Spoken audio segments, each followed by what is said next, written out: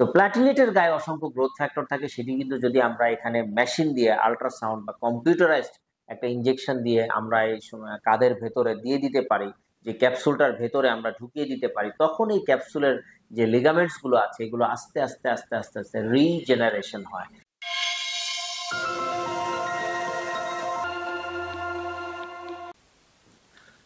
আসসালামু আলাইকুম প্রিয় দর্শক, আশা করছি সকলে ভালো আছেন, সুস্থ আছেন। আজকে একটি বিষয় নিয়ে কথা বলবো, সেটি হচ্ছে ফ্রোজেন শোল্ডার।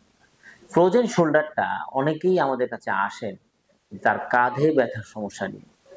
তো ফ্রোজেন শোল্ডারটা কখন আমরা বলবো এবং কাঁধে ব্যথা আপনার প্রাথমিক যে লক্ষণগুলো সেটি হচ্ছে আপনি দেখবেন যে আপনার হাতটা ভার ভার অনুভব হচ্ছে, আপনি কোনো কারণে শান্তি পাচ্ছেন না। অনেকে আমাদের কাছে কমপ্লেন করেন রাতের বেলা প্রবলেমটা বেশি হয়, ভেতরটা খেয়ে যাচ্ছে, মনে হয় যে কামড়াচ্ছে বা এরকম কিছু।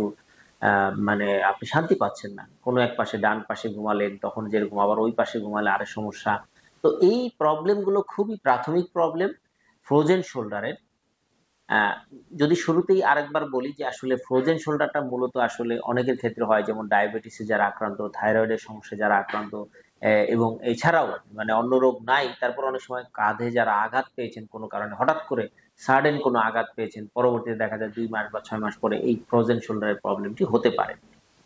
তাদের ক্ষেত্রে এই আর্লি স্টেজে বা শুরুতে যদি ফ্রোজেন শোল্ডারের এই রোগটার চিকিৎসা করা যায়, তাহলে কিন্তু আপনি ভালো থাকতে পারবেন।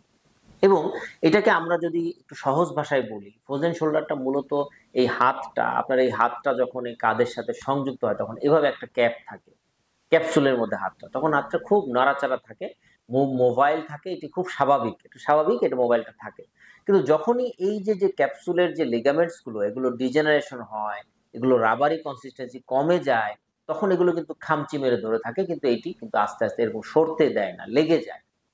যেমনটি যদি আমি সহজে আমার রোগীদেরকে বলি যে একটা ইরেজার বা রাবার কি হয়, নতুন অবস্থায় যেমন খুব পাঞ্চ করে, এটাকে বাকালে ভাঙে না, কিন্তু যখন এটা পুরাতন হয়ে যায়, ময়লা ধুলি বালি এগুলো লাগার পরে আপনি দেখবেন যে আস্তে করে বাকাইলে ভেঙে যাচ্ছে, লাইক দিস। এরকম ক্ষেত্রে যেটা হয় সেটি হচ্ছে ফ্রোজেন শোল্ডার, যে আপনার লিগামেন্টস গুলো এই যে ক্যাপসুলটা চারপাশ থেকে ধরে রাখে এটি কিন্তু শক্ত হয়ে যায়, জাম হয়ে যায়। তখন এই শুরু থেকে আপনার এই এই লক্ষণগুলো দেখা যায়, যেমন হাত ভেঙে নেওয়া, ওজন নিতে পারছে না, ভার ভার লাগছে, এরকম। এই সময় আমরা স্পেসিফিক্যালি অনেকেই দেখবেন যে আপনার ব্যথার ওষুধ দিচ্ছে, ব্যায়াম ট্যায়াম দিচ্ছে, কিন্তু ব্যায়াম করতে গেলে ব্যথা পাচ্ছেন, তারপরেও জোর করে ব্যায়াম দিচ্ছে, কিন্তু উন্নতি হচ্ছে না। তাদের ক্ষেত্রে আমি বলবো যে আপনারা ব্যথার ওষুধ এত দীর্ঘমেয়াদী না খেয়ে বরং স্পেসিফিক চিকিৎসায় আসলে এটি কিন্তু ভালো রেজাল্ট দিতে পারে। এবং তার মধ্যে অন্যতম হচ্ছে প্লাটিলেট রিচ প্লাজমা চিকিৎসা।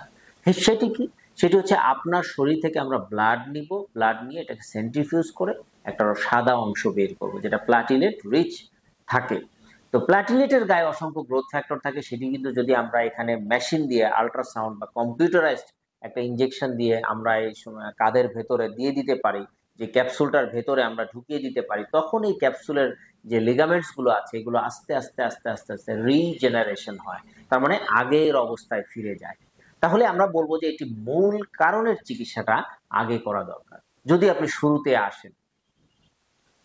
যদি অ্যাডভান্স হয়ে যায় তাহলে চিকিৎসা প্রক্রিয়াটা একটু ভিন্ন, তখন আমরা আরেকটা প্রসিডিউর করে তারপরে আমরা কিন্তু আবার এই প্লাটিলেট রিচ প্লাজমা এই চিকিৎসাটা নিতে বলি। কিন্তু আজকে আমার গুরুত্বটা ছিল যে আসলে ফ্রোজেন শোল্ডারের লক্ষণগুলো আপনি কিভাবে বুঝতে পারবেন, এবং শুরুতেই যদি সতর্ক থাকতে চান তাহলে এই যে প্লাটিলেট রিচ প্লাজমা বা পিআরপি চিকিৎসাটা নিলে, এবং আমি এটা একই সাথে বলবো যে এটা খুবই আনঅথেন্টিক সোর্স থেকে না নেওয়া উচিত, এবং এটি দেওয়ার পদ্ধতিটাও গুরুত্বপূর্ণ।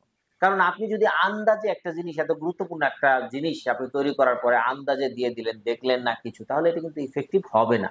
বরং আপনি যদি কম্পিউটারের সাথে দেখেন, আল্ট্রাসাউন্ড মেশিনের সাহায্যে দেখেন কোথায় দিচ্ছেন, ক্যাপসুলের ভেতরে যাচ্ছে কিনা, তখন কিন্তু এটি কিন্তু দারুণভাবে কাজ করতে পারে।